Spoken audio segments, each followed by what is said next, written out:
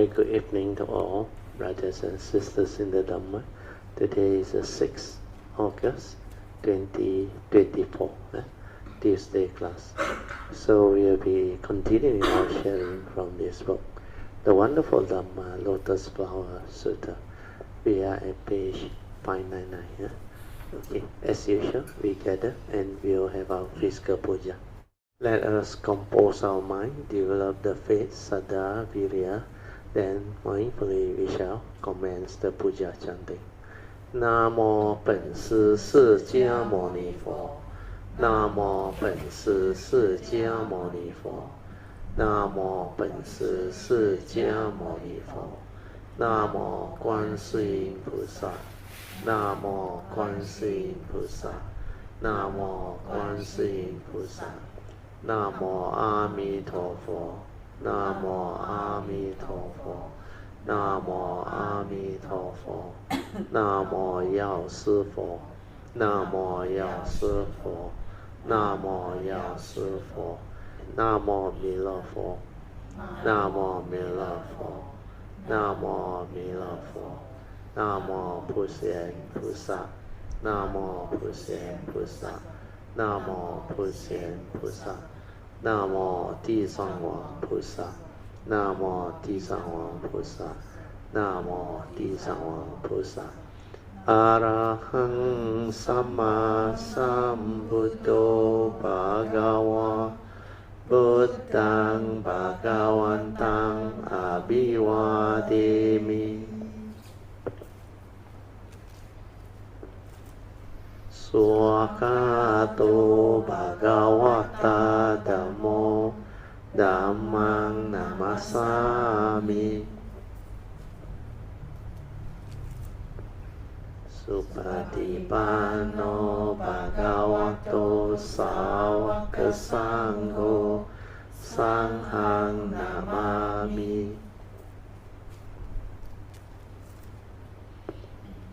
นะโมตัสสะภะคะวะโตอะระหะโตสัมมาสัมพุทธัสสะนะโมตัสสะภะคะวะโตอะระหะโตสัมมาสัมพุทธัสสะนะโมตัสสะภะคะวะโตอะระหะโตสัมมาสัมพุทธัสสะพุทธังสรณังกัจฉามิธัมมังสรณังกัจฉามิสังฆังสรณังกัจฉามิDutiyampi Buddhang Saranang Gacchami Dutiyampi Dhammang Saranang Gacchami Dutiyampi Sanghang Saranang Gacchami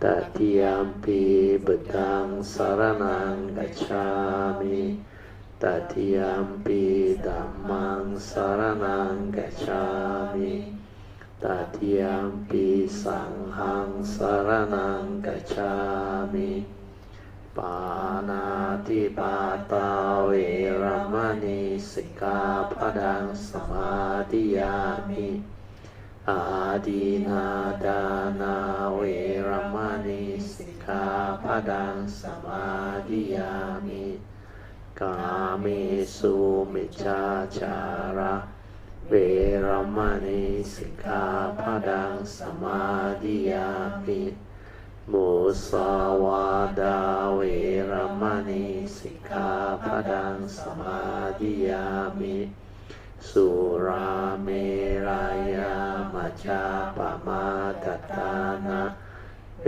รมณีสิกขาปดังสมาธิยามิ Then we'll continue our chanting from Padipa Puja onward.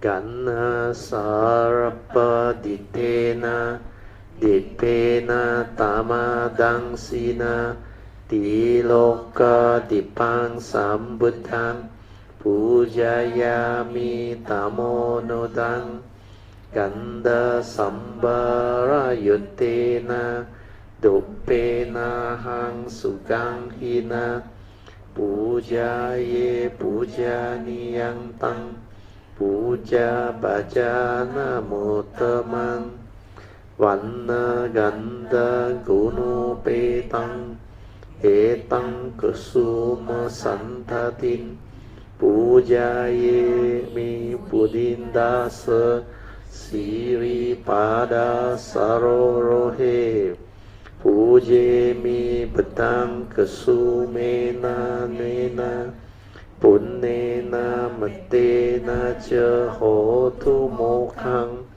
Pupang milayati yata idang me Kayo tatayati vinasa bhavang Adivase tu no bante Paniyang parikapitang Anukampang upadaya Patigan hatu muttamang Adivase tu no bante Pali parikapitang Anukampang upadaya Patigan hatu muttamang Adivase tu no bante Bojanang parikapitang Anukampang upadaya Patigan hatu muttamang. Now we shall chant the Puja aspiration based on our understanding of the significance of all these Puja offerings. Significance of offering of light. May this offering of light to the Buddha brings forth the causes and conditions to illuminate our mind and help arise the needed clarity and understanding to dispel all darkness or ignorance therein. Significance of offering of water. May this offering of pure, clear, cool water lead us to the pure, clear Dhamma that cools and doses off the fires of all defilements within our mind. Significance of offering of incense. May our morality, virtue, and understanding shine forth far and wide, just like the fragrance of this incense, which we are offering to the Blessed One, who is perfect in wisdom and virtue. Significance of offering of fruits. May this offering of fruits remind us of the Dana Parami of generosity and the fruit of our karma, so that we will diligently strive on with heedfulness to attain the path and fortune soon as possible. Significance of offering of flowers. May this constant offering of flowers to the Blessed One strengthen our faith and constantly remind us of the impermanence of this body, so that we will diligently and sincerely strive on to cultivate Sila, Samadhi, and Panya, leading to ultimate liberation, the born-free Nibbana. Making of overall aspiration. By the power of all these merits born of these offerings, may our spiritual faculty of Saddha, Virya, Sati, and Panya be further strengthened until they become balas or powers. Sharing and transfer merits to all beings. May these merits be shared and transferred without exception, especially to those who have the condition and affinity to receive them. Sadhu, sadhu, sadhu. Okay, let's pay respect to Puja. Vedang Pujemi. Dhammang Pujemi. Sanghang Pujemi. So just relax body and mind. Then remember the four support to develop the inner awareness. The first support is just relax, complete relaxation of body and mind. Don't try to know, don't try to do anything, just relax. Be in a state of complete, total relaxation at ease. no physical and mental suffering, beautiful mind, silent everything, then maintain inner awareness, just away, finish. Whatever arises, away, away. And let the whatever activity of mind, which is the sankhara thinking, manifestation, habitual stirring, let it cease, let it settle down, slow down, and finally completely cease. Your ability to maintain awareness is very important. Maintaining awareness can make the mind very quiet and very still. Yeah. Then stabilize the awareness. We are not doing anything. Then after that, the mind will settle down and become very quiet and very still. Then that silent mind that manifests via non-thinking. When you are without thought, the pure awareness nature, it will manifest. When it manifests, you will understand very clearly what that mind is, what that silent mind or true mind is. That one is another nature within the awareness nature before the knowing, before the arising of thought. And that one was originally already existing. That's why sometimes we call it the primordial mind. From there, all mundane thinking, thought activity, emotion, manifestation of mind aggregates. They come to be. So awareness-based meditation is to enable us to develop this inner awareness, to understand all this, to observe and develop wisdom. So all this is what awareness-based meditation is. You all can slowly, mindfully come out of the meditation. Try to maintain whatever inner peace, inner calmness, and inner awareness that you have developed for as long as you can. Okay, now we'll turn to page 6 of the chanting book. Invocation to the Devas.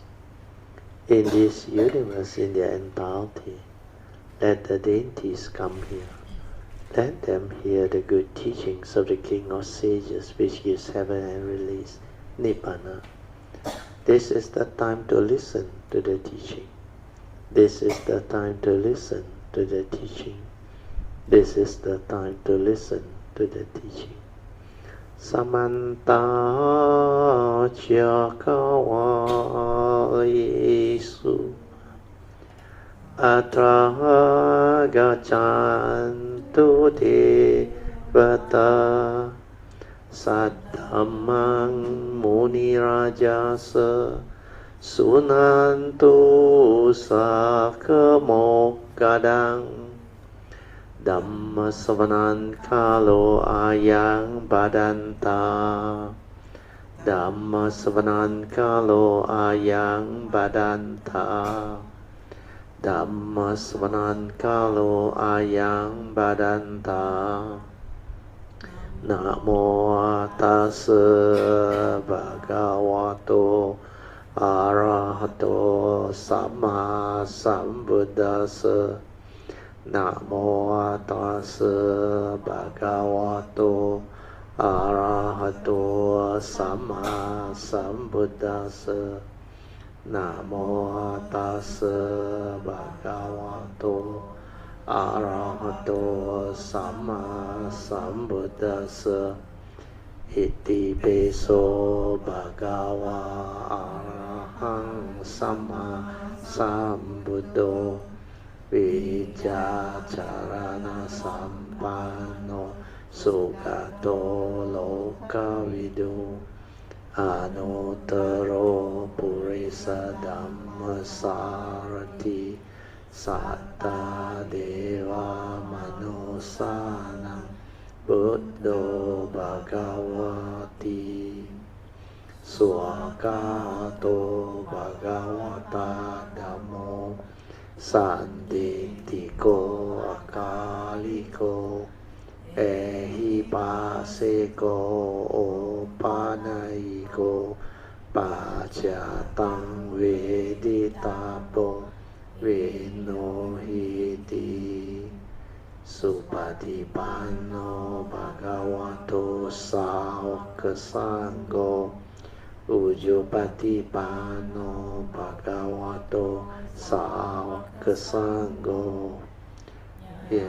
yapatipanno bhagavato sāvaka sangho samicipatipanno bhagavato sāvaka sangho yadidang cattari purisa yogani atta purisa pugala esa bhagavato sāvaka sangho ahuneyo pahuneyo dakineyo anjali karaneyo anotarang punyang ketang lokasati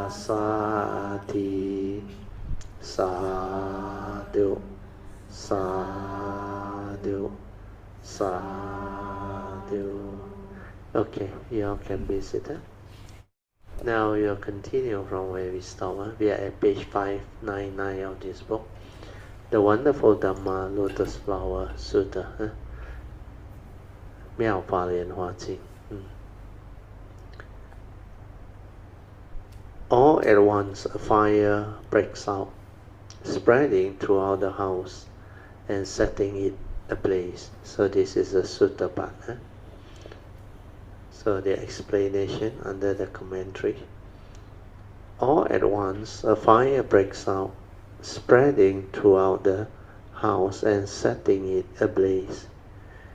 Meaning spreading throughout indicate that the fire have expanded to all part of the houses of the house. This refers to the 8 kinds of sufferings pervading the 4 elements and the 4 types of birth. So the 8 kinds of suffering, they are the same as the first Noble Truth realities, the 8 realities that the Buddha proclaimed. So like what the Buddha proclaimed is a birth, old age, sickness and death is suffering. Then separation from our loved ones, prized possession and things that we hold on to dearly is also suffering. Then when you are with people whom you don't like, difficult people, suffering will also arise. Then number 7 is when you cannot get what you want, when your expectations in life are not met, when things don't go your way. Again, normal living beings that don't have the Dhamma will experience suffering. Then number 8, in short, here宣化they all translate as the suffering induced by the raging blaze of the 5 skandhas. The actual translation is slightly out. It's the suffering born of the final summary of the first Noble Truth that the Buddha has proclaimed. He said, in short, it is due to one's sakkayaditi or self-delusion that condition wants to grasp at our 5 aggregates of form and mind. And that 5 grasping aggregate is the cause of arising of suffering. So upadana khandhas. Upadana means grasping.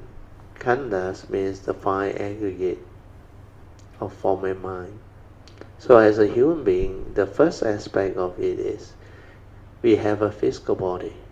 That is the form aggregate. So you attach, grasp and cling on to this form aggregate, you suffer. The reason being, like the Buddha explained, this body of ours is made up of only the 4 elements, and they go the way of nature. It's not a permanent, unchanging entity where you can cling onto, grasp onto, hold onto, and maintain that this is me, this is I. Therefore, it can own things, have things. There is no such thing. The other aspect is, when we believe this physical body belongs to us, and it is what we are, then we will have problems. We will worry about it getting old, getting sick, and finally die. It's just like what the Buddha saw, the 4 signs before he left the palace to seek the answer to all these realities of life and existence.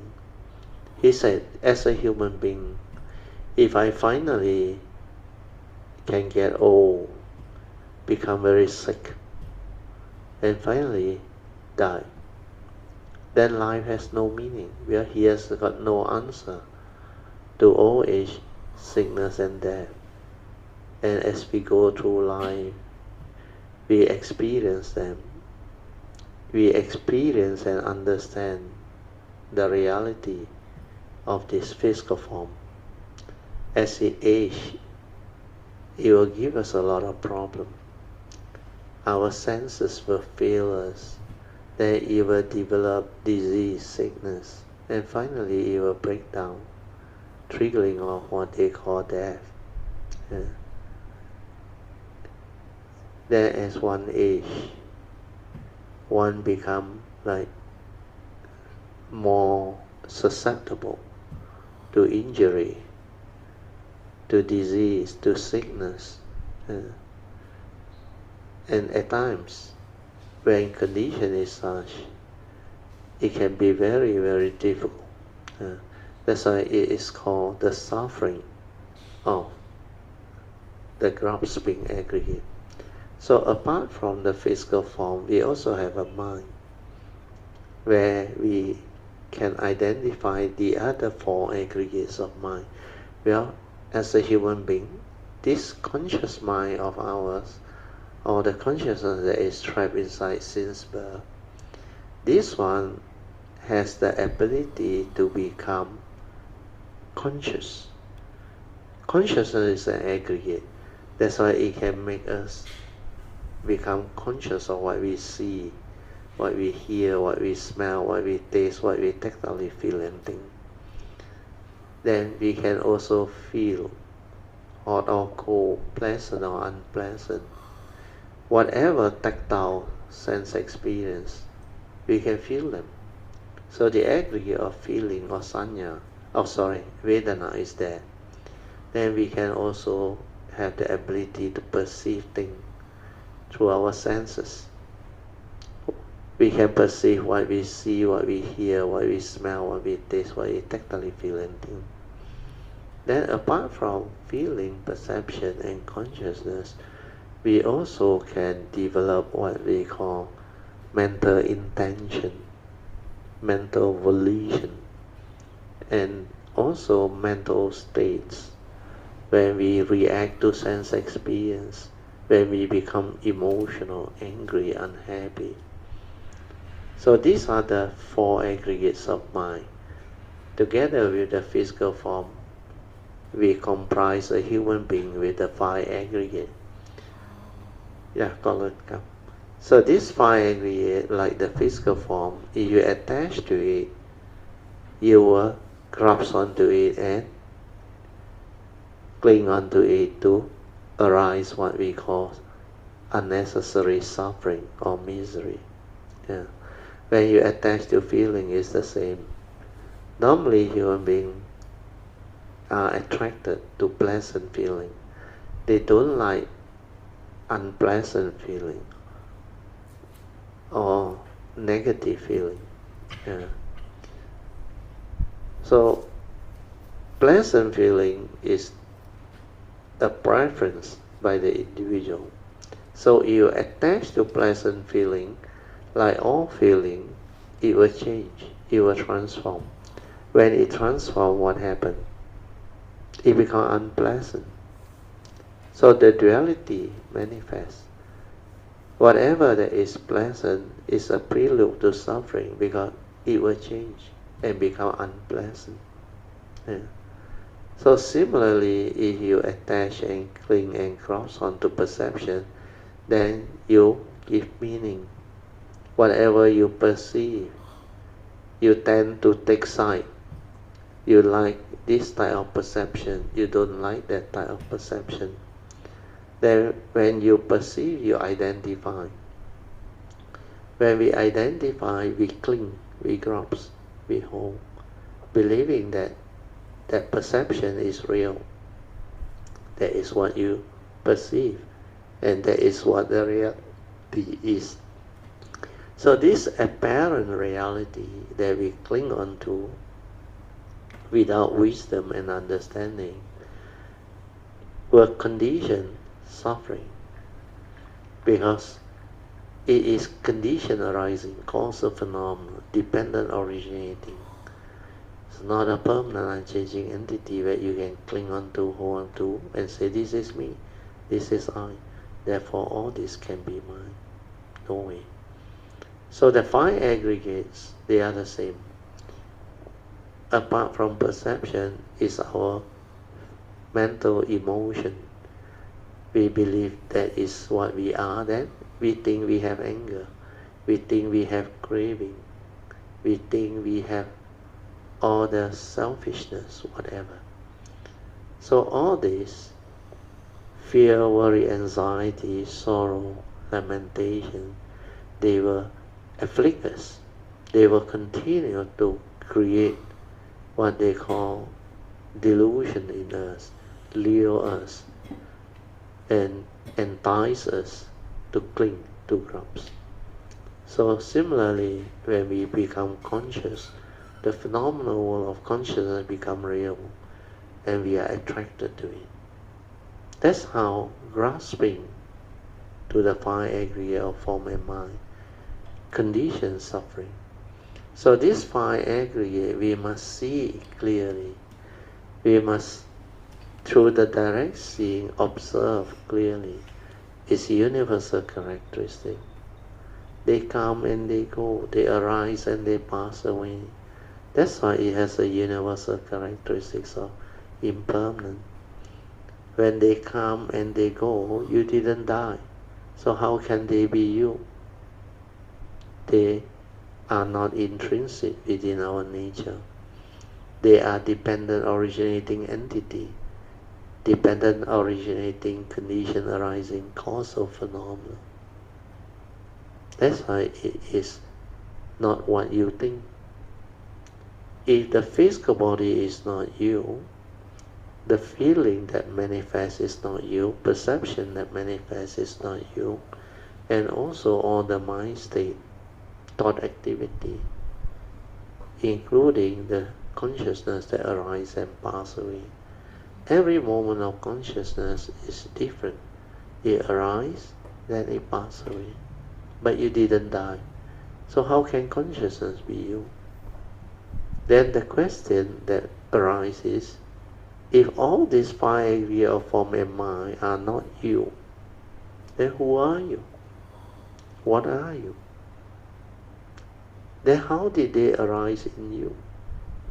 And that one is a very good inquiry, or what we call inquiry that can give rise to wisdom, to let living beings develop the clear understanding of who we are, what we are. Is there anything else beyond the five aggregates? If the five aggregate is non-self, empty, not a permanent unchanging entity, therefore definitely not you, then who are you? What are you? That's why you must meditate develop the pure awareness within, to have the clear understanding. Then you realize there is a nature within each and every one of us, living being. There is a deathless element that was there before we arise. There is the primordial mind, our true mind. And that one is not a being. It cannot come out and live life. But it's just a pure awareness nature. A nature that is there all the while. That's why the first thing to arise from our Buddha nature, or the source, the original nature, is that pure awareness nature. Yeah. And that one is the one that can enable you to insight into phenomena, awaken and develop the wisdom and the enlightenment. And that one, once you know how to use it, then you become beautiful. That's why we develop all this awareness-based meditation, is to realize that nature within, the awareness nature. Once you are aware of that nature is very, very beautiful, very amazingly beautiful. Yeah. From there, all things arise. From there, all understanding arise. All manifestation arise. So realizing that, illuminating that nature is very important. And some call it the Bodhi mind, that nature within. So with that, hopefully you can understand why the 5 aggregates of grasping are dukkha. Okay, then we move on. So宣化he just mentioned them, but he didn't go into the detail of the 5 aggregates. Okay, the second aspect of the 5 aggregates of form and mind is more important. Just as I explained the first aspect as a human being. And since it's dependent originating condition arising cause of phenomena, it can never be you. It's not a permanent unchanging entity. Yeah. But then, the mind itself has the 4 aggregates of the mental part: the feeling, perception, sankhara, mind states or mental intention, and finally consciousness. But the moment we perceive, the perception aggregate can bring in the external form. That's why that perception that brings in the external form trigger the 5 aggregate of form and mind, which is the second aspect, the mental 5 aggregate. So when we become conscious, the 4 aggregate of mind already there. But the perception brings in the mental aggregate. That's why, again, you have the 5 aggregate of form and mind. There's a reason why the Buddha, under the Paticca Samuppada, he actually proclaimed the dwelling of Paticca Samuppada in such a manner. He said, dependent on ignorant avijja, you create sankhara activity. Avijja paccaya sankhara. Wanting to know, wanting to experience, we think. So thinking is going to the brain, the memory there, to retrieve information.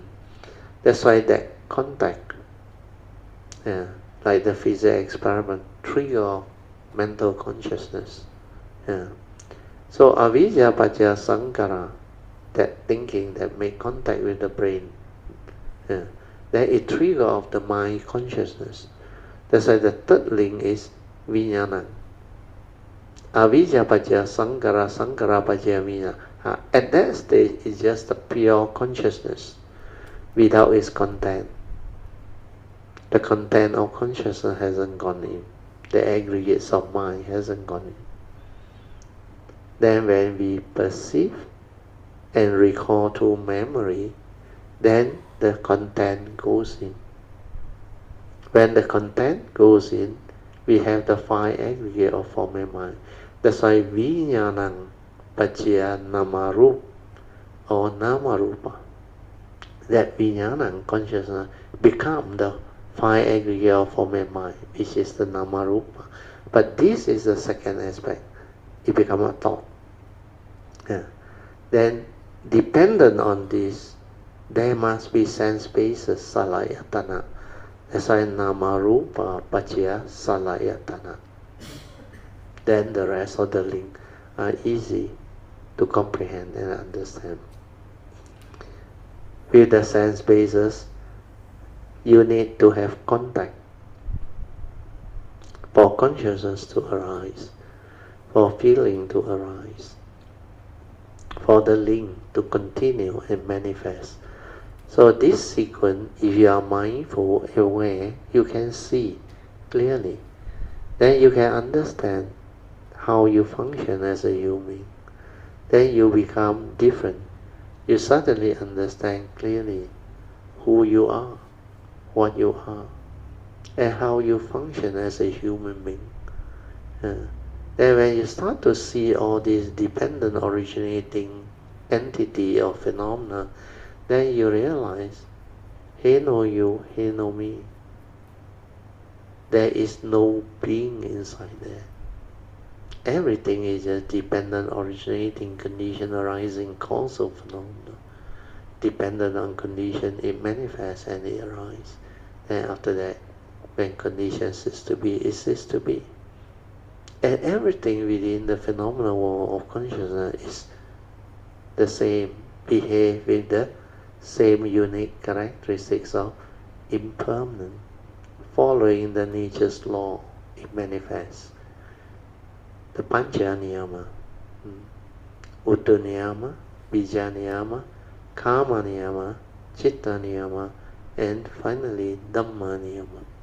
So these Pancha Niyama, the five universal order, are the nature's law that governs life and existence. So if everything within the conditioned world are condition arising phenomena following this law, then what will happen is it will manifest the second universal characteristics of suffering.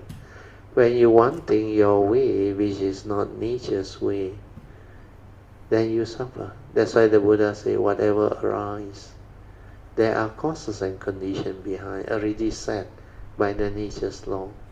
It cannot be otherwise. You cannot accept what is the reality, then you suffer. Where you attach, you cling, you grasp. You want things your way, which is not nature's way. And since everything is dependent, originating, condition arising, it's not a permanent, unchanging entity. And you cannot deludedly cling on to it, grasp on it, say, this is me, this is I, therefore all this can be mine. No such thing. That's why it is anatta, non-self, not a permanent, unchanging entity. And because it's impermanent, it come and go, following nature's law. It's just like mighty nature rolling by. Then why do you deludedly grasp and cling? If it's just mighty nature rolling by, then you realize everything is just the way it is, following nature's law. Condition arising, dependent originating, he know you, he know me. No mark of self, no mark of other, no mark of anything. That's why it's empty nature of existence. Existence is not what you think. Towards the end, it's empty. At the core of it, no reality. But there is such thing as life, existence. Because within the conditioned world, it has its conditioned Dhamma that manifests in accordance. That's why we have law of karma. We have the illusion of a living being. Then we have what we call the duality that create all of the manifestation in existence. Then without the Dhamma understanding, suffering will arise. That's why the first noble truth reality, they are very powerful.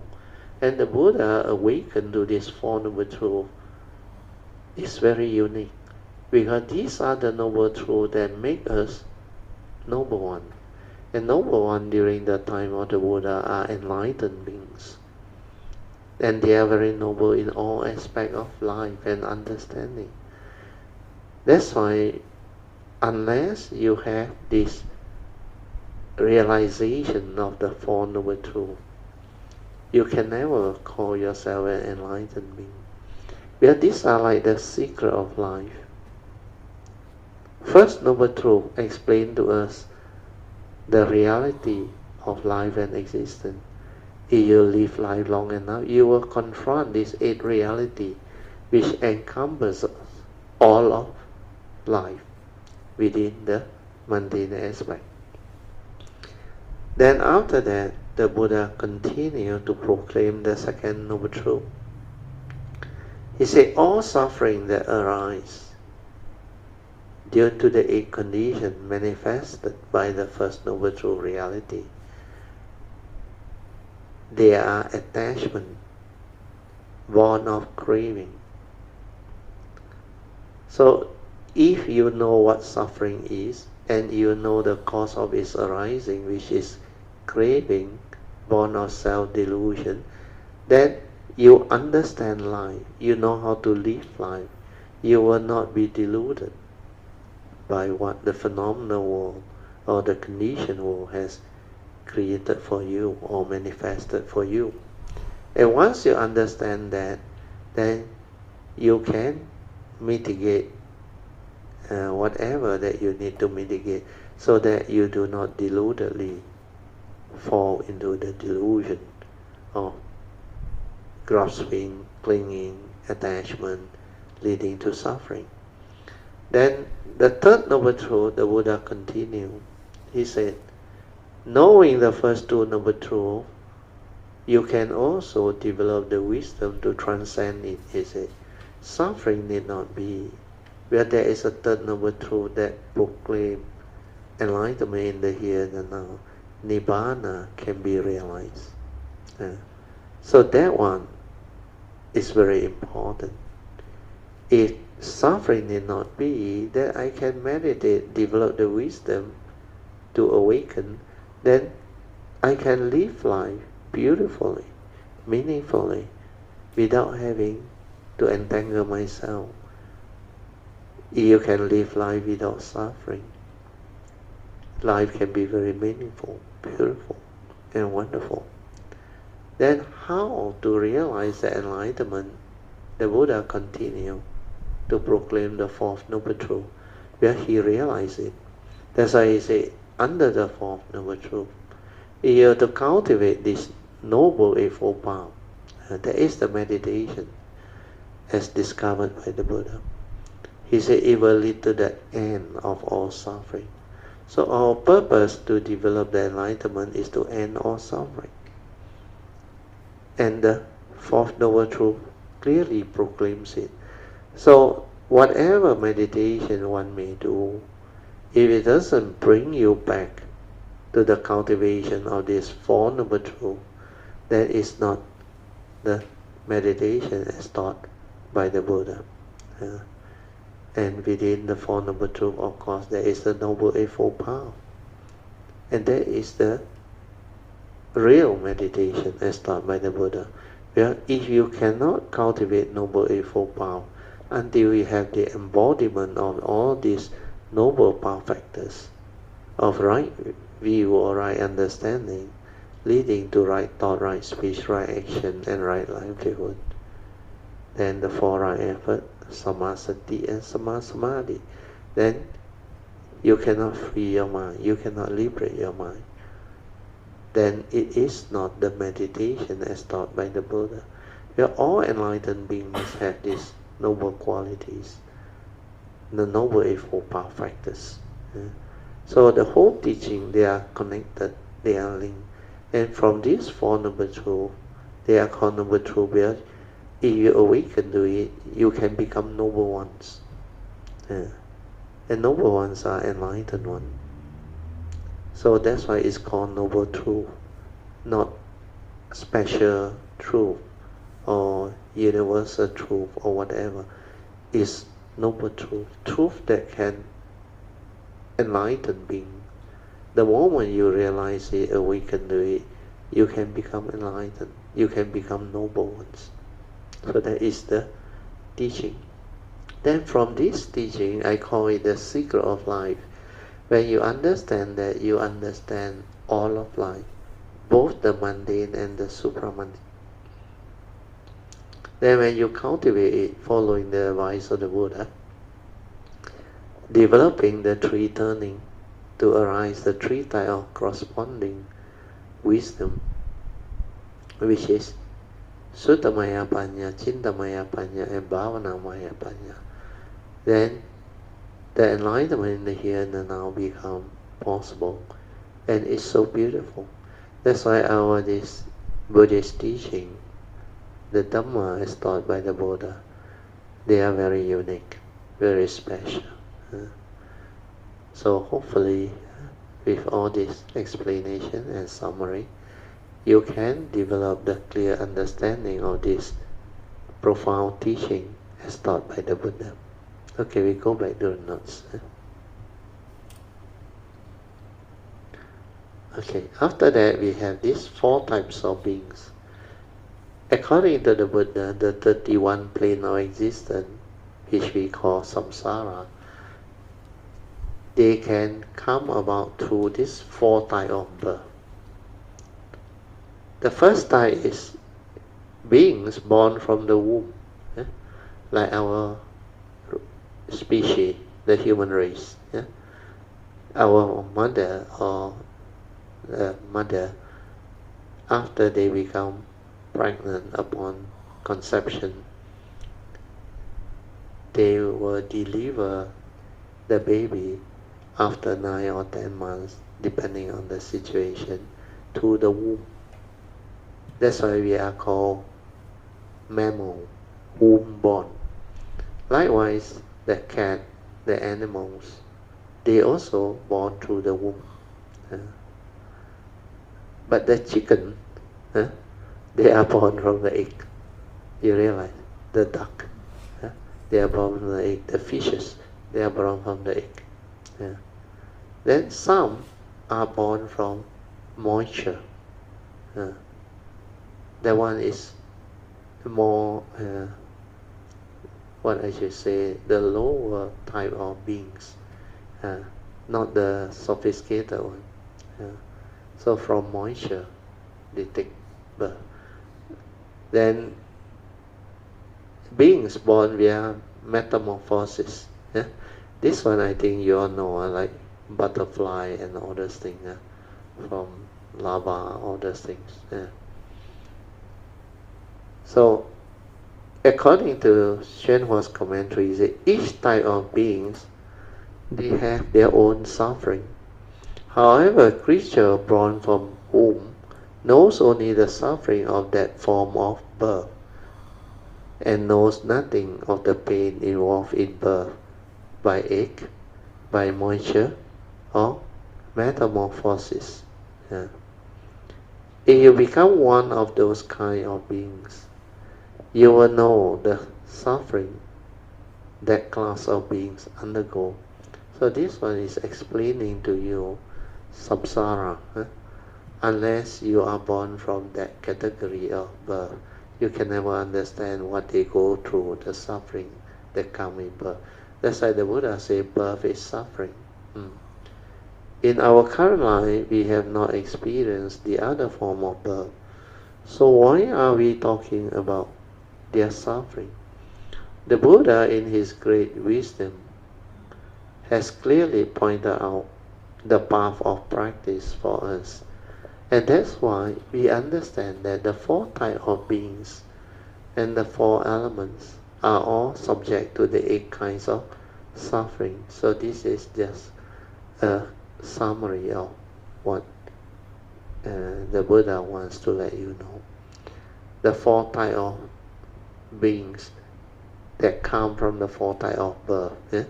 And all these births, they are They normally have a physical form that has the four elements. Then, like we say, the first noble truth reality, each and every living being, if you live life long enough, you have to confront them. So, these 8 kinds of suffering, they are what we call common to all beings. It is a universal truth. This reality, if you live life long enough, you will confront them. And these are common reality. Not only you confront and suffer, every living being that come into existence, they have to confront them. That's why here宣化mentioned, these 4 types of beings and the 4 elements, they are all subject to the 8 kinds of suffering of the first noble truth reality. So these are common reality that each and every living being, if you live long enough, you have to confront.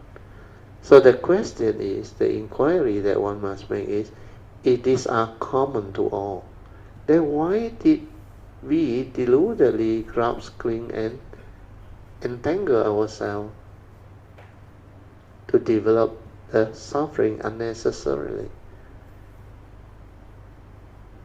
If we can have the Dhamma understanding, then we will not be deluded. Then we will not grasp and cling. Then we need not suffer. There is no more craving, no more attachment. Thing is just the way it is. Cannot be otherwise. We have to embrace reality. We have to embrace the conditioned world's law that governs life and existence. Then when we can come to terms with this reality and understanding and embrace all this, then suffering need not be.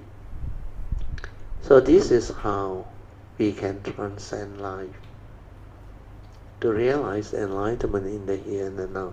But to do all this, you need the mindfulness, the awareness within. That's why you must develop awareness-based meditation, to develop the ability to come into contact with our true mind, our silent mind, our inner awareness nature. Then develop the clear understanding not to be deluded by the phenomenal world of consciousness, by the mundane activity of our thought process or thinking mind. Okay, then I read on. Spreading throughout represent the 8 kinds of suffering, pervading the 4 types of beings and the 4 elements. All at once represent the impermanence of these 4 types of beings, the 4 elements, and the 8 kinds of suffering. The phrase can also mean that the 8 kinds of suffering arise all at once, or it can mean that all beings experience the same suffering at the same time.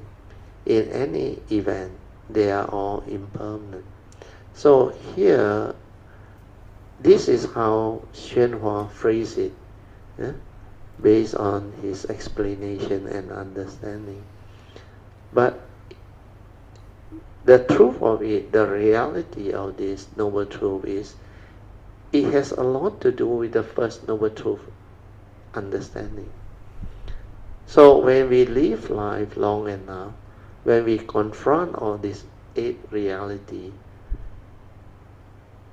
it not necessarily one shot all this manifest simultaneously. No. Because different time you encounter different reality. Then when you don't have the Dhamma understanding, you will grasp, cling through delusion, sakkayaditthi, and become afflicted. So take for example, when we are young, for us, birth, old age, sickness, and death is like not a reality at that time. Because you ain't got time to talk about birth, old age, sickness, and death. You just enter the phase of going through life, and everything is so cute, so naive, and so what they call pristine, where you are still very innocent, very clean, very naive, and not contaminated yet, not entangled yet.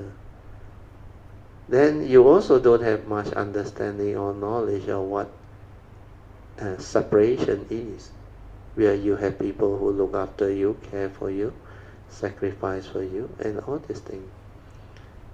Then after that, when you are with people whom you don't like, of course you will start to experience them, especially those who have that karmic conditioning. Then you will have step parents or maid, or sometimes your own parents who has a karmic conditioning too. They start to abuse you. Well, they hate what happened, and they say, why must we be born and cause me so much suffering and torment me and all those things. And sometimes the maid, out of frustration, they also throw their whatever unhappiness on the kid, on the child. They take revenge. But all these are karmic. But not all are born with that type of karma. There are some very blessed. They are born into a rich family or wealthy family that can cater for them, cook for them, and they have good life. They have good parents that love them, care for them.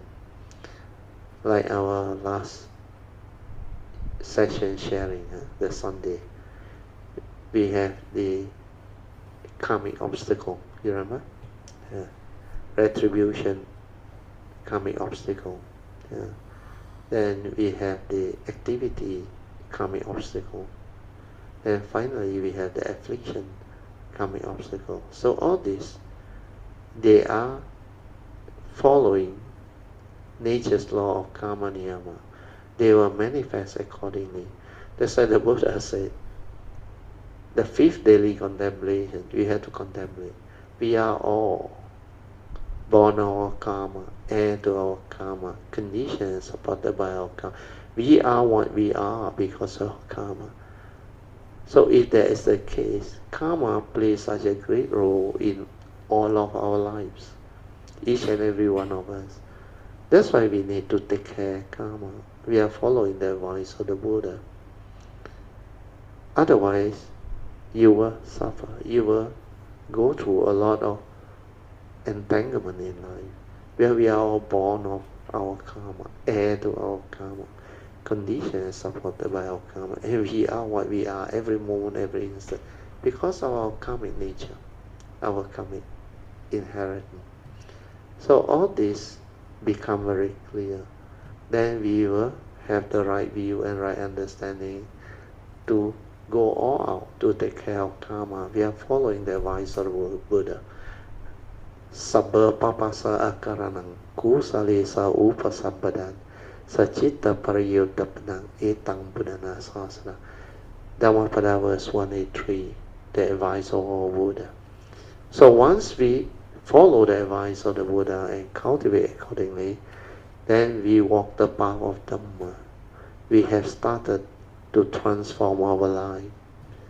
We have started the spiritual path of awakening, and that will create a big difference to your life. Instead of falling into delusion and entangle yourself with all the karmic problems, now you follow the advice of the Buddha to avoid all evil, do good, and purify your mind to develop the wisdom to take care of yourself, so that you need not suffer anymore, so that you have the good karma, good parami, no longer have to repay all those unnecessary karmic friction. That's why cultivation is very important. It can transform the individual. Your life in future, life after life. If you are a true cultivator of the way, especially if you take the Bodhisattva way, you become so beautiful, so different. Okay, we go back to the sharing, the notes. All at once means quite suddenly or immediately. Why does the sutta text say all at once? It is because all of a sudden a fire arose where there was no fire before. Fire represents suffering.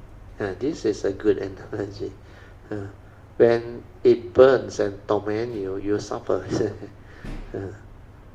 So the suffering originally did not exist, but because of ignorance, various forms of suffering arose. Ignorance is the worst thing of all. Fire breakout refers to the flaring up of the fire of ignorance. Once the fire of ignorance arises, one becomes irrational, lack of wisdom, and consequently does not understand anything at all. With ignorance, one cannot have a clear mind, which leads to foolishness or heedlessness and suffering. One could also see the fires of the five grasping aggregate, means form of rupang, then sense perception, sanya, cognition, which is actually it should be feeling, form, feeling, cognition, or what we call the mental formation. Oh, sorry, the perception and cognition is the same. That sense should be feeling. They translate it wrongly. Sense, perception, and cognition is the same aggregate. Then mental formation is, of course, sankhara, then consciousness. Then these five aggregates are like fire. When you don't have the Dhamma understanding, the wisdom, they become grasping aggregate. You will grasp, cling, and hold on to them, and you will suffer. So a fire breakout spreading throughout the house and setting it ablaze refer to the fire of the five skandhas burning up our body. The house represents the body. The five skandhas dwell within the body, as if they were housed by it. When they ignite and become the five kinds of fire, they could burn down the house. The fire can also be said to be our emotion, our temper, our anger. It is said, a tiger-like spirit and delusions blaze, spring from the roots of offenses, karmic offenses, in former lives.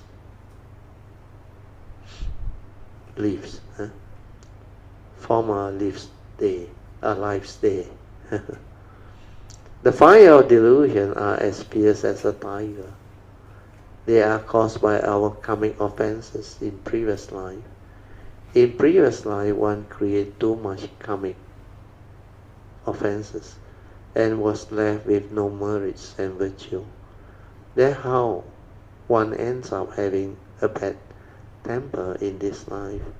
These are evil root of all evil, make you evil. That's why the three evil roots of greed, hatred, and delusion, they will manifest. Then the other thing about this fire, like spontaneously they just flare up and burn. When you don't have the Dhamma understanding, when there is no yoniso manasikara to prompt you, you really, the fire aggregate all, you will cling onto them, grasp onto them, and you suffer tremendously. Because karma is like that. If you are a cultivator with the awareness of sati and you are sensitive, you can see. Well, when I was young, I saw. That's why I know how to advise you all. Whatever happens, don't get angry. Don't become fearful. Don't panic. Because when you react to all this, means you attach to the aggregates. You cling on to the pleasant feeling, the good feeling. Whatever that trigger of suffering, unpleasant feeling, you reject.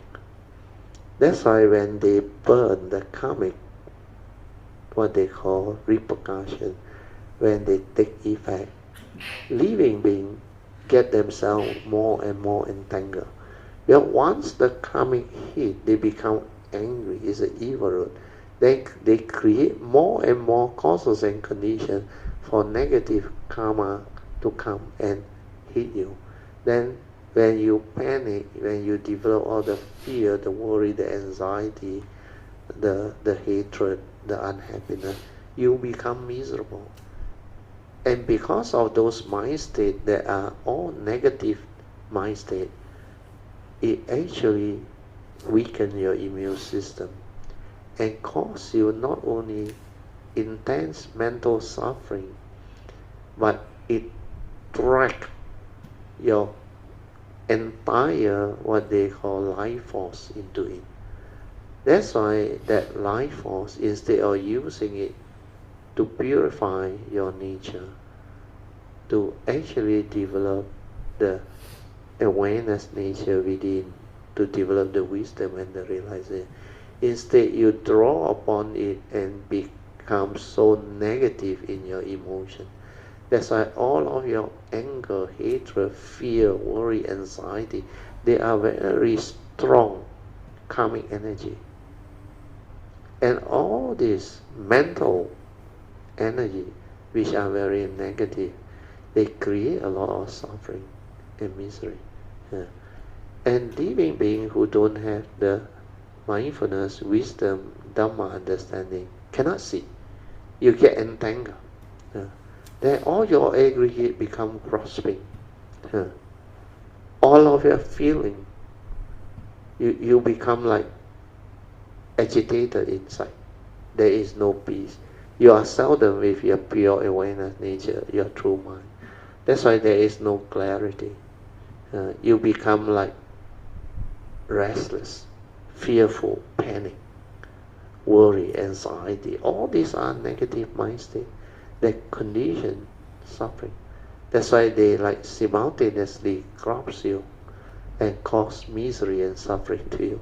And these are causes and conditions for more and more negative karmic to come.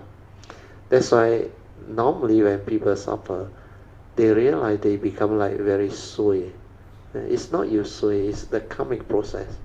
That's why a lot of people cannot understand. The karmic consciousness, once they manifest, the living being got no control. Unless you have the Dhamma. Unless you have the pure awareness nature and the understanding, the Yoniso Manasikara, you cannot stop.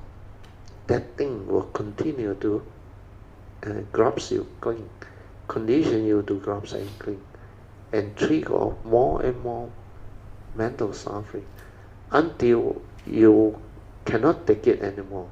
Then you may have suicidal thought, collapse and all those things. Then for some, you have some form of slightly good karmic past, like you help people who go through suffering to come out from it before.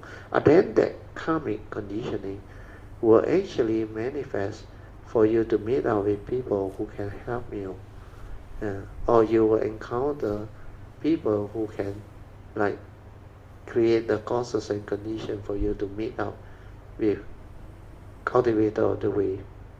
They have the understanding to help you. Or sometimes in the previous karmic process, let's say when you confront disease, sickness, or old age, birth, old age, sickness. Sickness is disease, injury, all the same. So when you confront them, especially those that need medical attention, so you have been kind before, maybe you have been a doctor or nurse, or you attend to people and all those things, then the karmic process will come in and manifest in such a way that you will meet people who will help you. You reap what you sow. So you, instead of the negative karma, you become the victim and you suffer. But the positive karma, the conditioning, they will manifest for you to meet up with the appropriate medical people, the good doctor or good TCM practitioner, or even people who can nurse you very well or dress you very well. So all this is the karmic process. So taking care of karma is very important if you understand this. So you can develop all this clear understanding to follow the advice of the Buddha to avoid all evil, do good. Then you take care of karma. Then you will have the good life.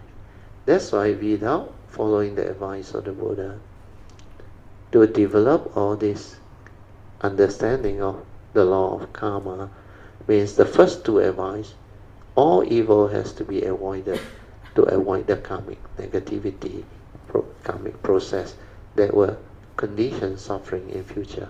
Then after that, whatever wholesomeness, cultivate, develop them. Yeah. And this will be your merits, your parami, your whatever virtue that will protect you in the future, that will come and save you. Yeah. Then you can make use of it, evoke power, merits, virtue for causes and conditions for you to turn around and develop all the good life, or help people in whatever way. Then the third advice is purify your mind. Develop the meditative understanding to awaken, to realize the Dhamma wisdom. And that one is very useful. Without that one, you cannot be free from entanglement, suffering. Dhamma understanding is the only thing that can free you. That's why only wisdom or prajna or panya can free. Nothing else. Not all the fantastic psychic meditation or fantastic meditative experience. They are of not much use. Maybe you feel good after you attain it. If you are not careful, you become egoic. But the most important one is to develop wisdom. That's why when you develop wisdom, it's like you have nothing. Because compared to the psychic one, a lot of things to show, a lot of fantastic manifestation, or what they call achievement. But they cannot help you liberate your mind, free your mind. And they cannot bring about understanding to help you understand life, live life. So all this is what the teaching is all about. Okay, I will read on, then we will have to end somewhere already.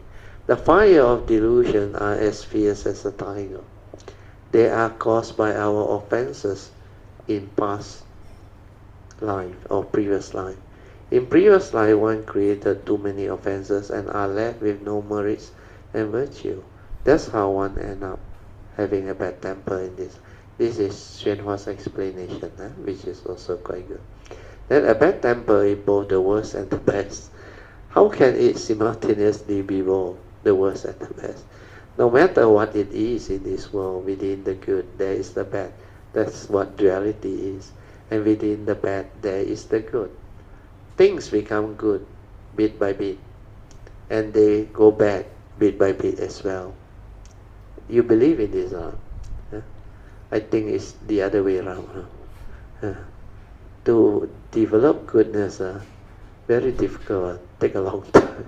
But to learn the bad thing, the negative thing, very fast. 仲未大就先學壞, the famous Cantonese saying. Before you even grow up, you develop all the bad habits very fast. Things become good bit by bit, and they go bad bit by bit as well. This is what Hsuan Hua said. In what sense is anger the worst? After you lose your temper, you will feel discomfort and unease throughout your body and suffer tremendous pain. Wouldn't you say that is the worst thing for the body? In what sense is anger the very best thing? Once you have lost your temper and realize it is painful, you will know that you should not lose your temper anymore. Thus, you get rid of your temper, and you have no more fire of ignorance or tiger-like spirit. They are gone because you have awakened by realizing that temper is not a good thing. It's like slapping yourself. Instead of being slapped by others, you slap yourself, which only leaves you in pain and suffering. When you awaken to the pain, you will stop acting so foolishly. Isn't that the best? You have escaped from what is not good. It is a hero can enter the enemies. Can enter and escape enemy formation at will. So when you know how to transcend duality, then you got no problem. But the main thing about anger emotion is, especially when we were young, we don't understand. So at times, we get angry, we become emotional. But for me, it is like very funny. I have good control over my emotion. Even when I'm young, I can be like, the condition within existence can actually manifest until most people get angry until you cannot control already. But I can have good control of my own. I know what is happening. Then I realize this thing is really burning you and killing you. But of course that anger is a force. When you get angry, you can become very violent. You can burst into one. Then you can do the wrong thing. That's why you can kill, you can harm, and you can cause a lot of suffering. And all this has coming on now. Then when I was young, I remember I have full control now, and I know I cannot do it. Then after that, I just slow it down. Remember the story I told you? My father, he was bullied by one young guy. That time I got one younger brother, younger son. I think, small kampong, they go out and play. Then he got a misunderstanding, and I think they quarrel over small thing. Both also like my brother's age. Then what happened is, the elder brother of the guy that quarreled with him was nearby, and I also nearby, but I very small. I only bigger than my younger brother a little bit.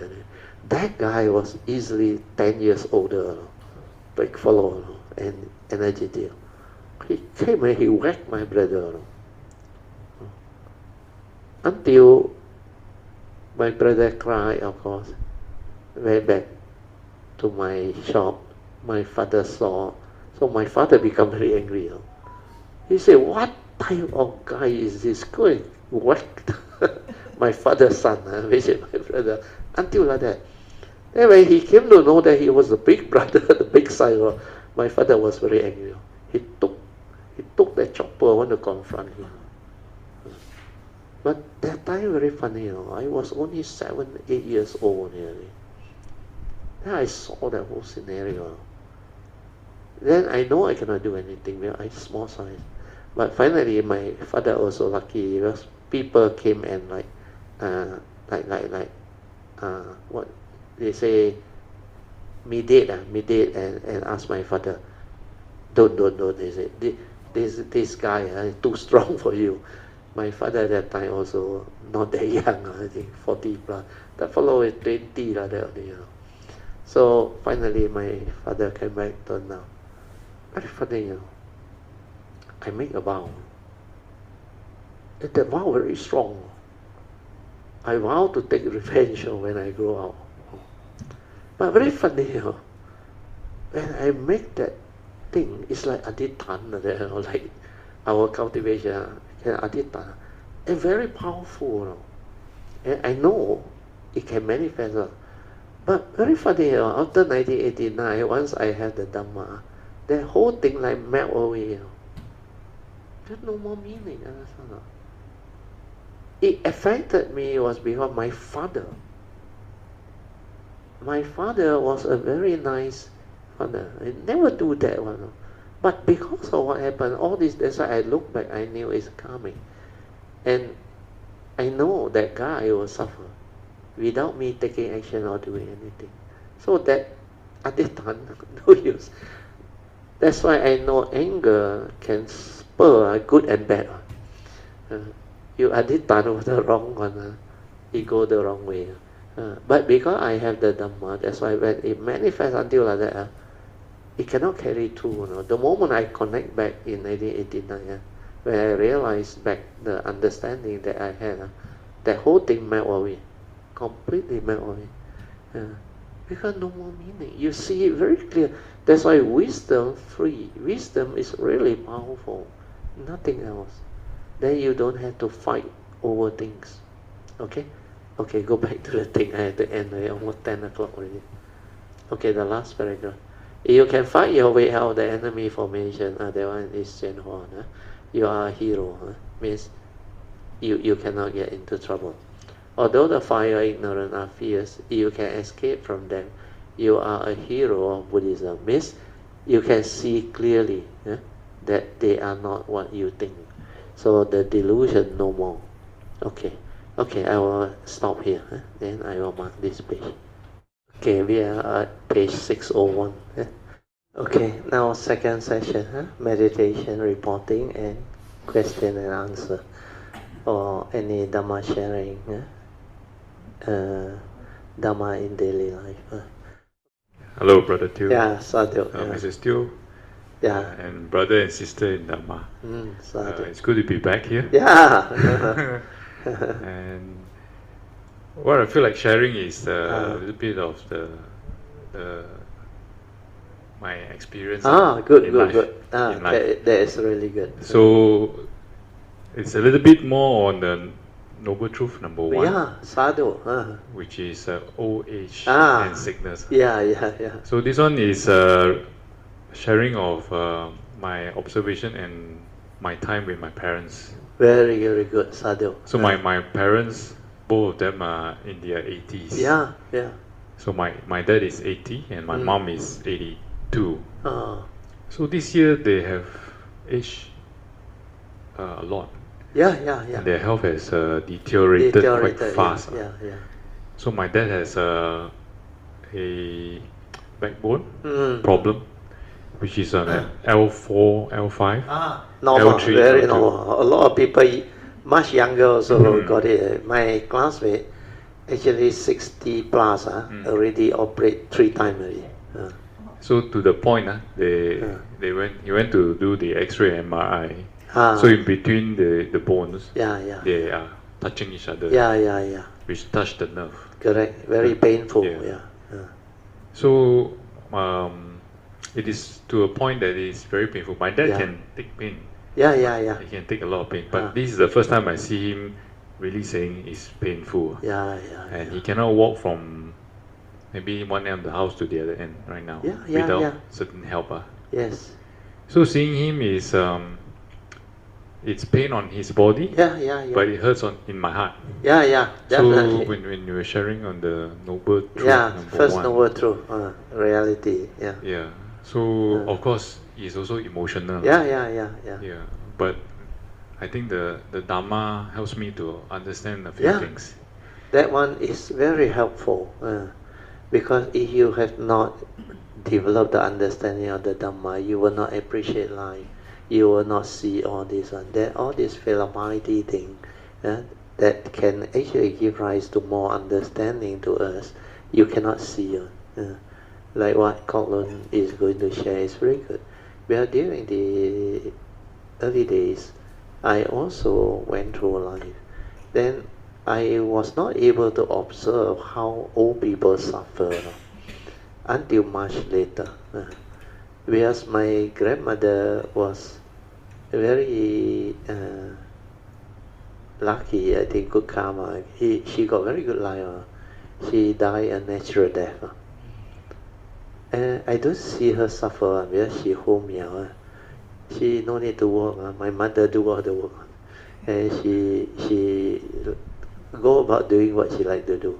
Then she very fair on her complexion and everything. And she good life. And because of that, I seldom see much thing about old age sickness.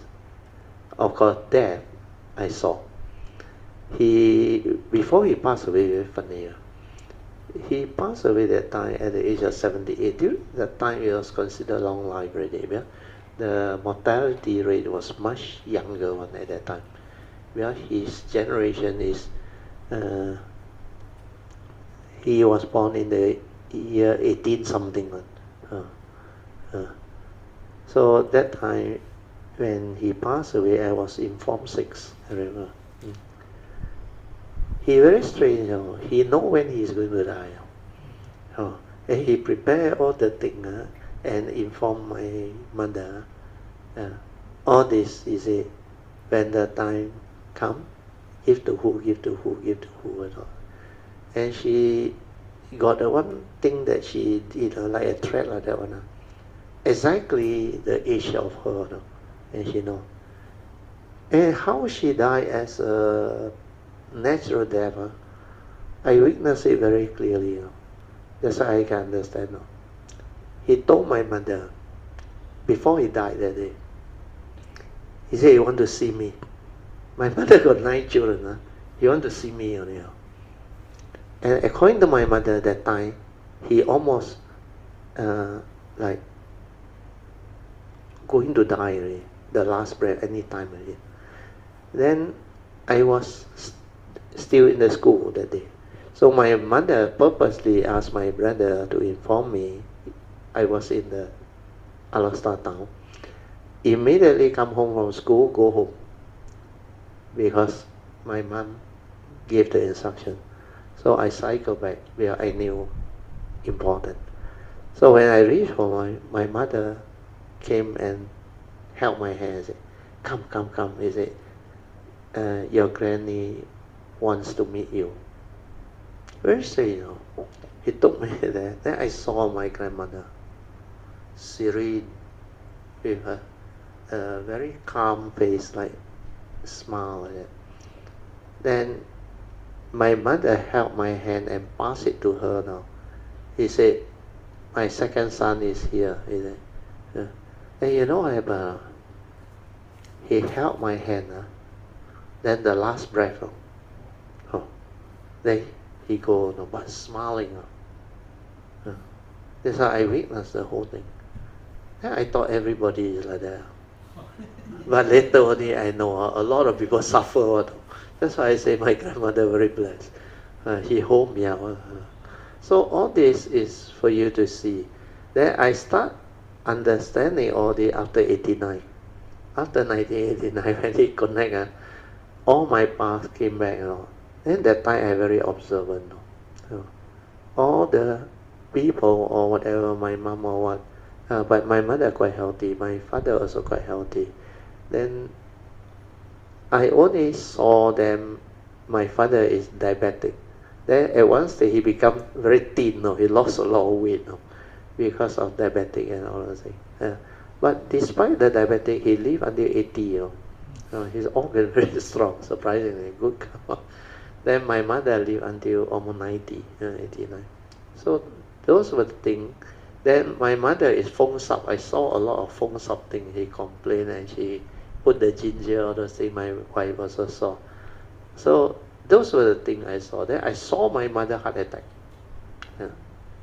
He was staying with me, perspiring, all those things. That's why all this is like meant to be. Then when my time comes, I don't have those symptoms now. Perspiring, sharp pain, nothing. My heart attack is just, I felt like something eerie.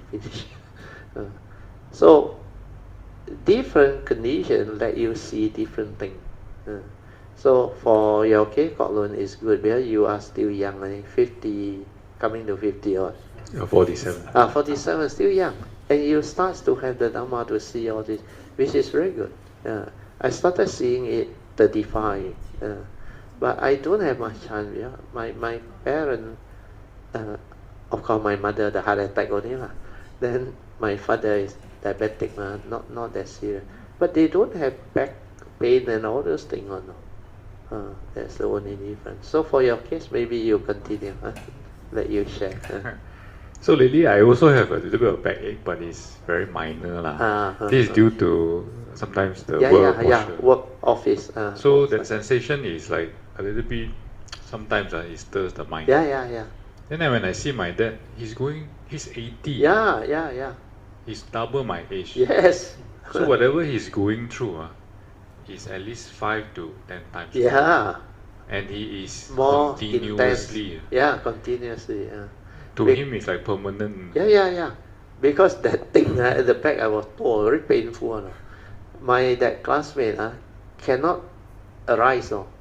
He's like bedridden. A very successful fellow, with financially very well. You know what he told us when we visited him, and he said, he said, 像一個死人啦，you understand？ 好似一個死人 ，like a dead person. He said, you become completely useless. He said, all your money no use. He said, you cannot move. He said, so malu. He said, go toilet also cannot. Need assistance, all those things. Wow. Then he somehow say, of course he got to go through the karma. The daughter wedding, the date all fixed already. He's still on wheelchair. We witnessed him go that ceremony on wheelchair. Then later on he went for operation. Karmic. The first 2 operations was not successful. Only the 3rd operation only successful. But after he recovered, he very happy. And now for the last 5-6 years, I think he very happy. But when he kena, just like what you saw, like your father, it's like lifetime in this condition. No point living, actually. Because very severe. That's why old age sickness, and I think Song also go through, saw the mother. Not easy. The mother fell and all those things, and with the operation. But don't worry, because these are realities of life and existence. And when you have the Dhamma, you know how to do your part, your filial piety or whatever. This is the inheritance that you will receive. Then in life, you reap what you sow. You don't worry when your turn comes, because people help you. Even you're not married, no children, don't worry. So I got people. So all this is meant to be, will be. Okay, continue, Father. And he has diabetic, he has cholesterol, and a bit of blood pressure. Yeah. So he has to take a lot of medicine. Yeah. And because of so much medicine, it induces gastric come out. Correct. Doctor give him some more medicine. Yeah, correct. And when he see this doctor, he has backache, he give him another medicine to relax. Yeah. Muscle relaxation. So every day he has to take 20 pills. Yeah. So I was thinking, wow, last time people tell me, if you don't eat your food as medicine, later you have to eat medicine as your food. Yeah. Then I suddenly realized, wow, this is what you have to go through. 20 pills a day. So I understand this observation. Number one is karma. Yeah. It's yes, all it's karma. Related. I also have my karma, and then we as a family also have karma. Yeah. And we orbit around each other. Yeah. And the second thing is noble truth. Number one, aging and illness is part of life. Part of life. These are reality that everybody got to confront on. And this is something he has to walk his journey. The only thing I can do is, of course, assist, help him. Help him. I pray for him. Very and also important, ask for forgiveness on his behalf. Him. And whatever merits that he has gained. He has gained through his duty as a father. Yes. So I hope that he meet the right doctor. Yeah. So that he can get good help. Yeah, good help. So in fact, my classmate finally got one in Sunway. He is specialized in L4, L5 one. I forgot the name. I can ask him for the name. Then I pass to you. That doctor is very good. He finally, it happened, he from Penang. He is Zhongling School. So the doctor is his senior, about 5 or 6 years his senior. Then he heard people say, hey, our own Zhongling prof actually is a specialist. He specialized in that one. He said, you must go and see him. So finally he got the number, he called him. That time that surgeon was in overseas. He said, I will only be back in another 4 or 5 days time. Then he said, okay, I will come and see you immediately when I'm back. So after he came back, he went and see him. Then he saw his x-ray, everything, and the medical record. Yes, same Sunway hospital. He did not say anything. He told my classmate, he said, no comment, he said. But if you want me to do, this is chicken feed, he said. Bread and butter, he said. Every day I do. He had been operating more than 1,000 cases, all came out beautifully. So he said, but you need to discharge the 2 specialist doctors before he can take over. We are same hospital. So my classmate told him, no problem. He said, I will settle that. He said, when can you give me the appointment? He said, okay, tomorrow you come to my clinic. So immediately after that, 3rd operation, only he recovered. Because you must get the right one. The first one, of course, couldn't. Maybe you might listen to this. The first one, also very confident, but come out, cannot, Then after that, he said, maybe I need to call my colleague. He is in that field one, he said. Maybe he can have it. So the second one come. Oh, no problem. I specialize in this. Sure, count him. The second operation come out, no improvement. Then you know what he said? Cannot be lah. He said, okay, I will sit here. I will monitor you.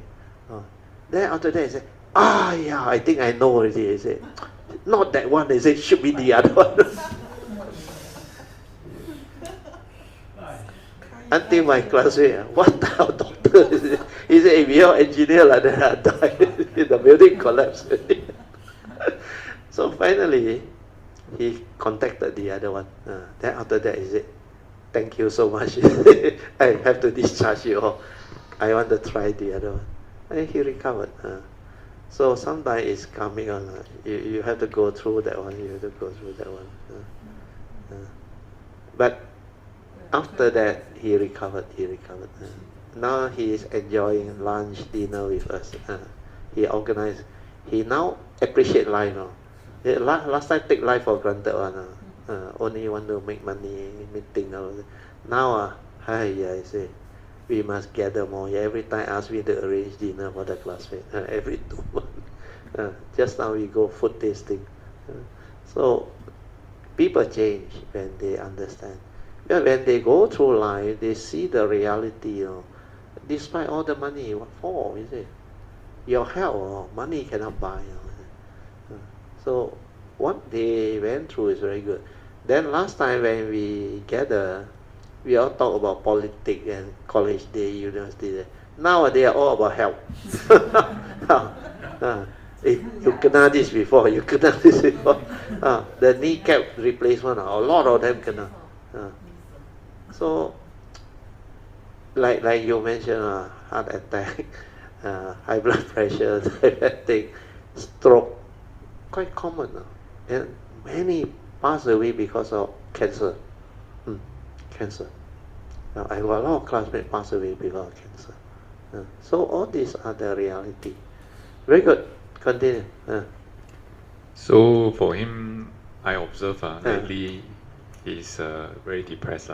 Definitely. Because without the Dharma, you sure depressed. Cannot walk and so it's very tough on him.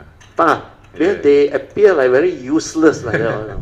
Yes, especially as a fatherly figure. He is there to bring us up, take care of us. He don't want even to take a walking stick. Holding a walking stick. Correct. So he's like a lion. Injured eye. Definitely. So and lately I've been also very busy. Didn't have time. But luckily my brother brings him inform you. To see two specialists. I think there's another appointment, second round to get the second opinion. So lately I told my senior project manager, I think next end of this month I need to take some leave to spend some time with my father to bring him at least see a doctor. So at least to also be with him and also to speak to him. Because when the person starts to talk the same thing over and over, depressed like a recorder, depressed already. He's spiraling down. So this work is work but I suddenly think that I think it's time to make an effort to spend time with my parents and also family whenever I can. So just make an effort to do that. There's a physio opposite my house. First physio, the lady Eunice, she's good. You can bring your father, let him check. If she can help your father recover, then it's good. Then no need operation. My backache or counting. Last time the meditative. Then my wife one and my daughter and Ben, I think they are follow up. She's really good. She touched. Last time I also have this type of pain on, Vincent, whack until Vincent one is really painful, but he very good. He check, and he say, here muscle very tense. Then here you need physio. Then he got 5 ways. He also got the cupping, the suction, then the acupuncture, then a lot of other things. She good. I found her very good. She can diagnose very fast and not expensive. The package you can take 10 only about 800 something I think. Is it 1,000 something? I forgot. 1,000 plus a bit but 10 sessions and one session every 100 to 110. He sometimes throw in 1 or 2 sessions free. You remember ask for Eunice Thursday. Every Thursday she is there. Make appointment and let her check and see. If she can do, then no need operation. Help a lot. Gumoy also go there. Gumoy 80 plus also. I think like your parents' age. Gumoy also went to China, come back. He cannot move. It's very painful. Very good. Now much better already. You try lah. Thank you very much. Maybe later I can get the contact from you. Yeah. Opposite only. I asked Sui to send to you. Ask Sui, first official, Eunice.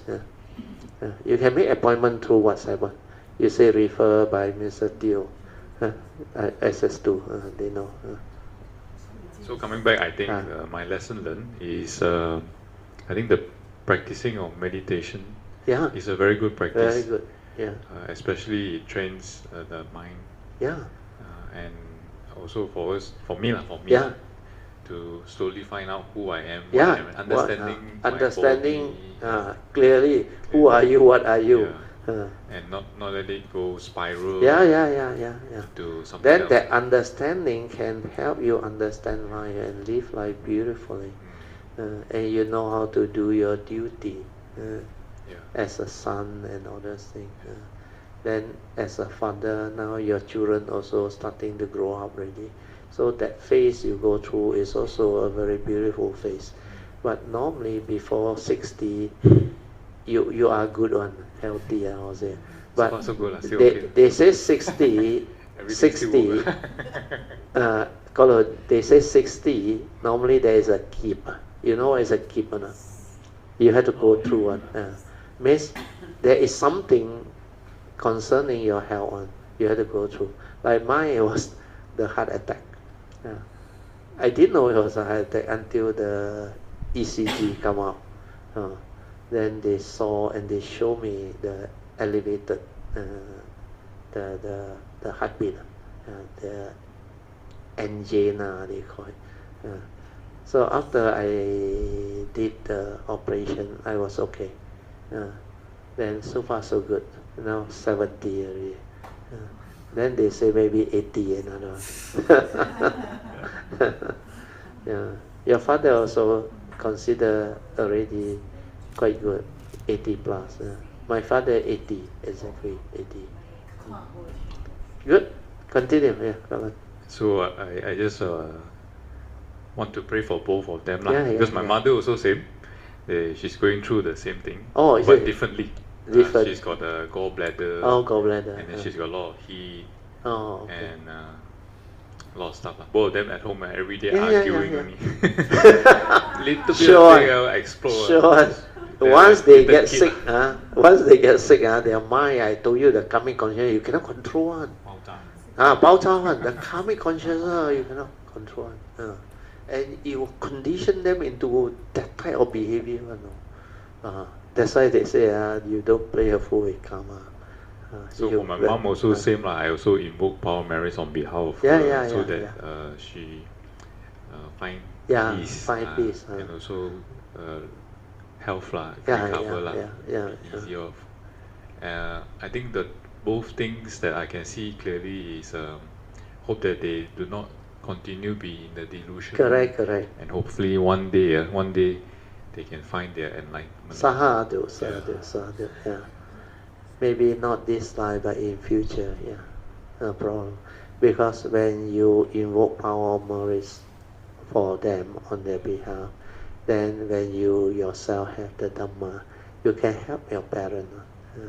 You can create causes and conditions for them to meet up with the Dhamma. Then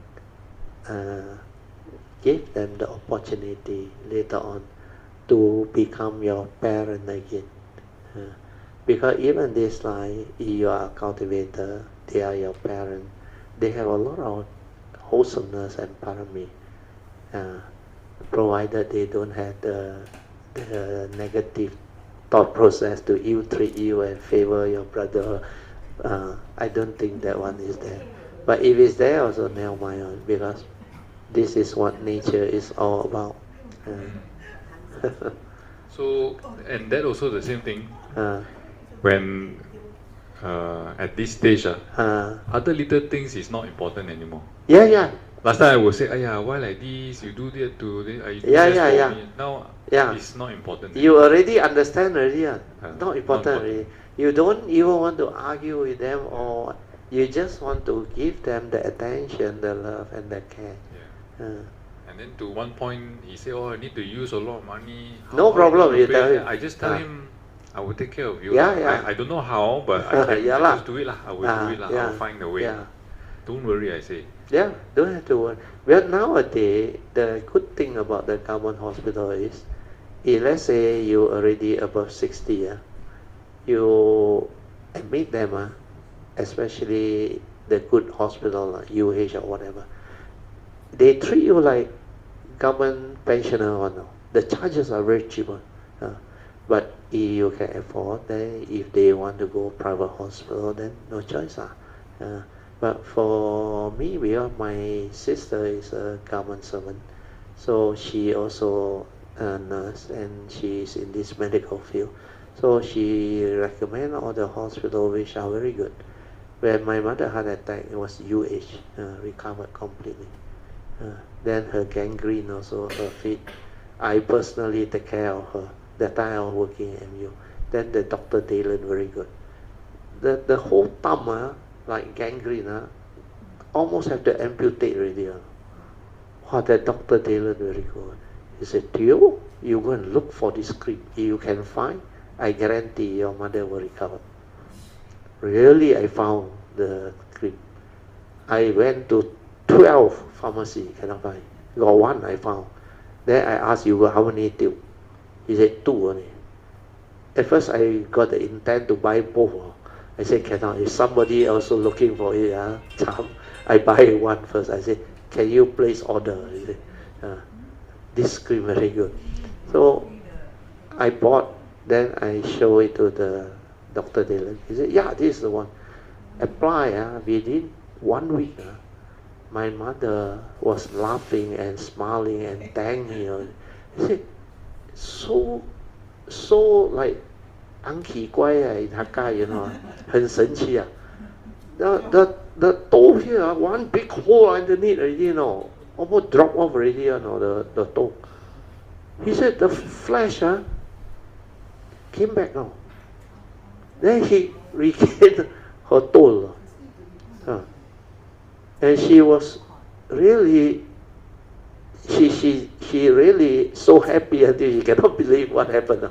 Then after that, asked her to go hospital. She volunteered. Last time I don't want to go on. Very stubborn. Until the heart attack sent her in. Then she come out, she become very different. She become very happy. He thought Chinese herb medicine only can heal. But when he saw that thing like magic, she really very happy. So all this is not a problem. Then, like I explained to you, my father went to HUKM.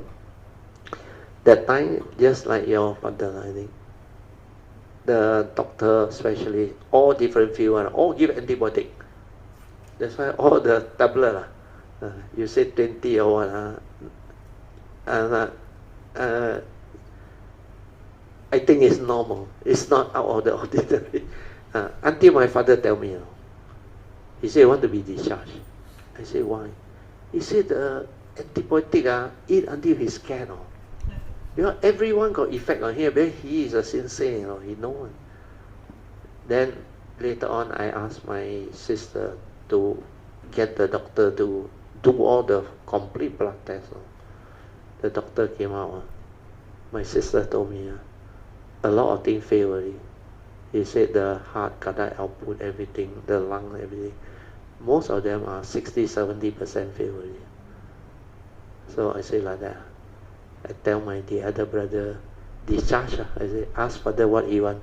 He say he want to go eat asam laksa. So wheelchair him eat asam laksa. Then immediately discharge. The next day, come to my house, stay. Then he say he wants to go back Alasta. So I knew he preferred to be there just in case he need to pass away. So I said, okay, I will fetch you. So together with my sister, I drove him all the way back. Then after he reached Alasta, he was very happy. Then I reminded the other brother. I said he liked Adventist Hospital because when he was 30 years old, the ulcer operation, he was saved there. Then he always tell me to donate there, the Adventist Hospital. So we make quite a bit of donation over there. So after that, surprisingly, the next morning he was like back to his normal self, happy. Then my younger brother asked him, you remember Adventist Hospital? You want or not? We send you there. Surprisingly, he said yes. So we sent him there to Penang, the Adventist Hospital. Then he in the hospital bed, he somehow can joke with my brother. He said, you must buy one bed like that, mechanical one can go out, go down. He said, no need to walk around and all things. But the organ all failed already. Then the Adventist Hospital, that specially also regular, he said, get ready, he said. At the most 24 hour or 48 hour, get ready. And really, and before he died, he know, 他跟长发 my elder brother's elder son, he said, quick, call your father there. He said, I'm going to go already. So he called. That time I was still here. By the time I go back already, I took the flight back. Already, I think they put in all the coffee and everything already. Then that time I remember Sui and my son, they both also followed us. That time he worked in Maxis, I remember. He saw the paper house. He commented, เดี๋ยวนี้เราได้ก็ซิมกัด So all these are the things that exceeded 10:30 already. Hey, better end. Okay, Colin. Anything else to add? No, I just want to say thank you for sharing the Dharma, especially the Four Noble Truths. And I'd like to take this opportunity to wish all the brother and sister in Dharma here to have good health, be well, happy, and find good doctors to get help you recover as well. Take care of karma. Karma take care of you. Thank you. Sadhu, sadhu, sadhu. Okay, let's share merit. Akasata Chirabhumata Devanaga Mahindika Punyang Tang Anumoditwa Chirang Rakantu Loka Sasana Ittavata Jamehi Sampadan Punya Sampadan Sabbe Deva Anumodantu Sabba Sampati Siddhya Idang Menya Tinang Hotu Sukita Hontu Nyatayo Idang Menya Tinang Hotu Sukita Hontu Nyatayo Idang Menya Tinang Hotu Sukita Hontu Nyatayo Devo Asatukalena Sasa Sampati Heto Cha Fito Bhavatu Loko Cha Raja Bhavatu Dhammiko Imina Punyang Kamena Mame Bala Samakamo Sattang Samakamo Hotu Yawa Nivana Patiya Sadhu Sadhu Sadhu. Okay, y'all can pay respect mindfully to Lord Buddha, Guanyin Bodhisattva, and all the worthy ones that we end. Sadhu.